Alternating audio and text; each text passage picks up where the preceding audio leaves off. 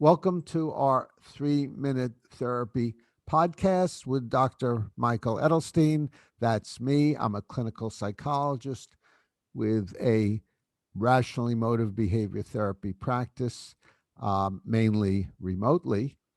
And my co author, David Ramsey Steele, co author of the great book 3 Minute Therapy, which introduces you and many details to rational emotive behavior therapy, devised by Albert Ellis. Uh, and also in the wings, doing the technical work, is Chris Rossini, to which we're greatly indebted. Today, we're going to be discussing love and hate, largely from an REBT, rational emotive behavior therapy angle. And David, did you want to start on anything about love and hate? Well, I'd just like to mention that the ancient Greeks had 8 words for love. So there are different shades and meanings of the word translated as love. So there's eros, which was sexual love, and there was agape, which was unconditional, benevolent love, and so on. Love is a complicated thing, and it's not always the same. Yes. And it could be for people or pets or things. You could love your car or you could love your spinach or things like that. But we're largely going to be speaking about love in relation to another person.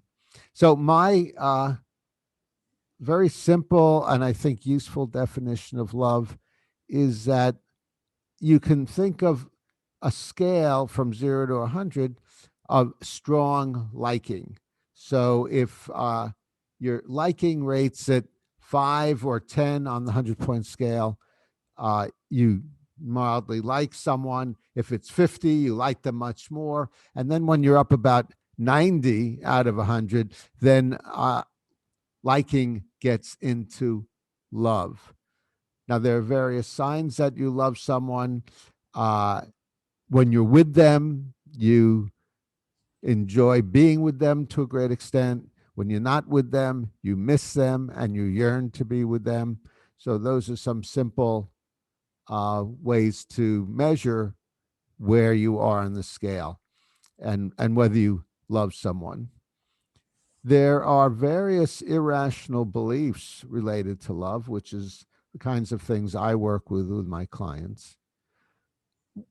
So some of the main ones are I absolutely must be certain that I love my partner. And in order to do so, I absolutely must feel loving all the time. And if there are times when I'm not thinking about my partner or I'm angry at my partner, this proves I don't love them. But it's important not to be perfectionistic about that. And I would say if some of the time you love your partner, then we could overgeneralize and say you love your partner. So try to avoid perfectionism and certainty in deciding whether you love your partner. Uh, Another one, sort of a reciprocal one, is I must be loved by my partner, unrequited love. And it's lovely if you love someone for it to be the love feelings to be returned. But when you make that into a must, then normally, again, you're going to be somewhat perfectionistic and expect it all the time and expect that there'll never be glitches. Your partner will never get angry at you or or be dismissive of you and will want to spend all their time with you. So if your partner, for example, wants to spend a night with a friend rather than with you, that doesn't mean overall they don't love you. And there's no reason why they have to spend all their time with you. In fact, probably the more interesting partners would have a lot of friends, a lot of commitments, projects, things like that. So it would be actually desirable if they had other interests and competing interests. Another demand people often have about love in relationships is I must express my love exactly the right way at the right time to my partner. So it's nice to tell your partner you love him or her, but if you wait for the right time or when you feel inspired, then then the moment will often pass you by. I often tell my clients who do love their partners to express the love when they're not feeling it, because this goes against their must. I must feel it all the time. And another must is I must be absolutely genuine 100% of the time. You don't have to be genuine. You don't have to do it perfectly or ideally.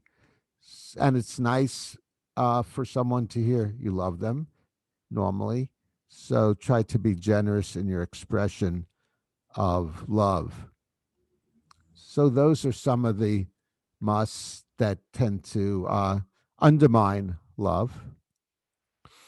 And those are things to work on by questioning, challenging, and contradicting your musts. Show yourself over and over again. There are no musts, there are no shoulds, just your strong preferences. On the other side, actually, hate, I don't think, and David, I'm interested in your opinion about this. I wouldn't think hate is the opposite of love. I think the opposite of love is indifference. You don't care at all about a particular person, you're indifferent to them. And hate is something else. David, would you agree with that? Or did you have a different view? I think so, yes. I mean, I think what everybody says about this subject is that love and hate are closely akin, and that it's easy to move from one to the other. That has never been my experience. There are people I used to love decades ago, and when I sort of ended a relationship with them, I didn't hate them, but what most people will say is that they hate someone they've had a relationship with that has just finished. That's a very common view, and it's not my personal experience. Yes. And another similarity between love and hate versus indifference is with love and with hate, you have some kind of connection with the other person and some kind of commitment. With hate, some commitment or some expectations that they didn't follow through on. And so, so hate really is some kind of expression of that rather than just indifference where you just don't care. And David and I take the view, as well as Albert Ellis, the view that hate is irrational, illogical, doesn't help, and only makes things worse. Harry Emerson Fosdick, an American pastor in the earlier 1900s, said, hate is like burning down your house to get rid of a rat. And I think that's a very good description of what's going on. You eat yourself up inside, give yourself high blood pressure uh, when you hate someone. So it doesn't really help you in any way.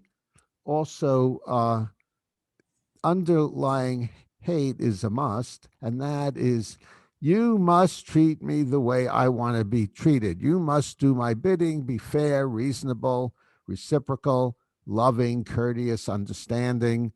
And that doesn't make sense because you're dealing with an imperfect human who acts imperfectly. So to expect them to do well all the time in how they treat you is irrational. And also, when you hate a person, you're really implying you run the universe and you should do what I think you must do. And as far as I know, you haven't been elected ruler of the universe. Maybe next week, but not yet. So you're just an imperfect human, a subjective human. So hate, in a way, is egotistical. So I try to, when you feel hate or anger, use that as a red flag to tell yourself, I have a demand. I'm causing my hate and anger. My partner's behavior can't do that. I'm in charge of my own emotions, no one else is. So use that as a red flag to identify your must and question, challenge, and contradict your must. And one of the main ways to do it is writing out the 3-minute exercise, the A, B, C, D, E, F, which we go into in great detail on some of our other podcasts. So I think that's the basic ideas of love and hate. David, did you have any final things you'd like to add or mention? Well, I think that this does bring out where love and hate are akin, because they often both involve a strong desire that someone else be a certain way. And you know, if you love someone, you want them to love you, and you want them to do certain things. Of course, they say that love is blind, but it's only blind for the first couple of weeks. After that, the vision becomes acute. So I can see how people think that love turns to hate. Although it's not my experience that it does, but that seems to be the way people operate. They move from wanting the loved one to be a certain way to despising the loved one because they're not a certain way. Yeah, yeah, and I like your expression, "Love is blind," although I imagine you didn't invent that.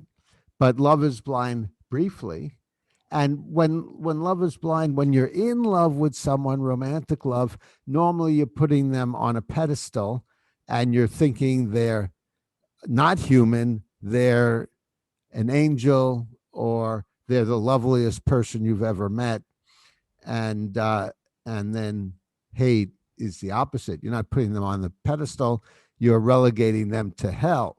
They should not act that way, and because they do, they're no good. They're rotten. They deserve to roast in hell. And I've just appointed myself their roaster, and then by getting angry and treating them poorly, those kinds of things. So that's something to watch out for also.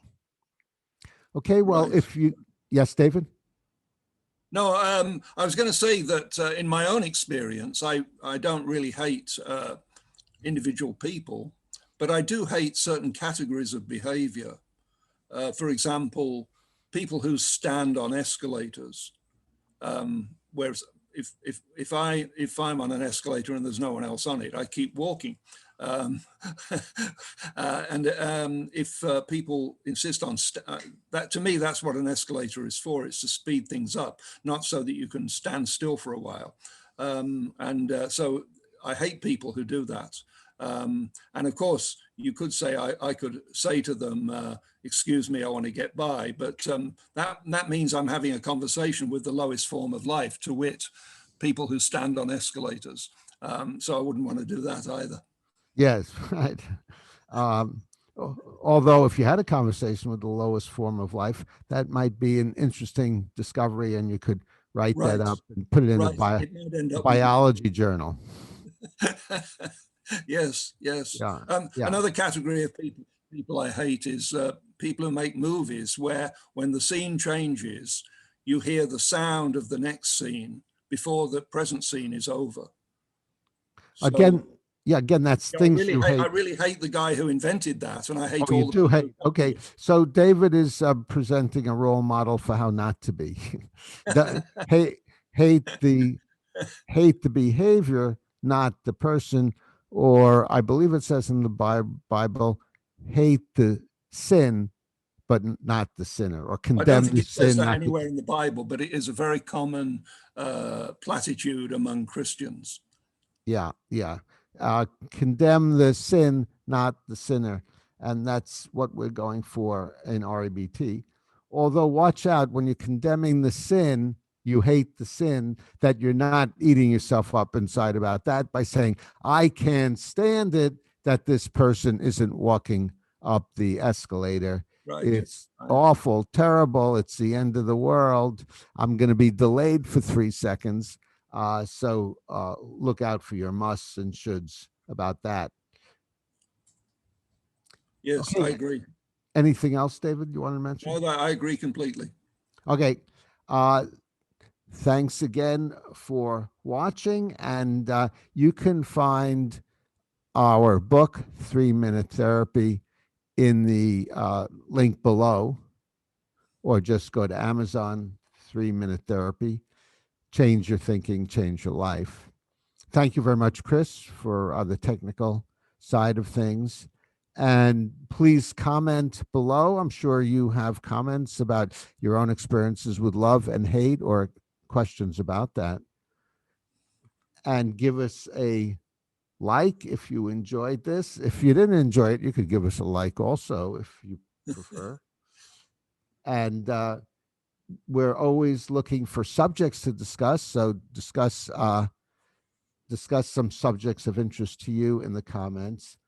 Volunteer. We've had some interesting volunteers on the show, and we have a special one next week that we're going to disagree with about some of the ways she views psychology and psychopathology. Support us on Patreon to help us do this, and subscribe to the 3 Minute Therapy podcast to stay on the rational side of life.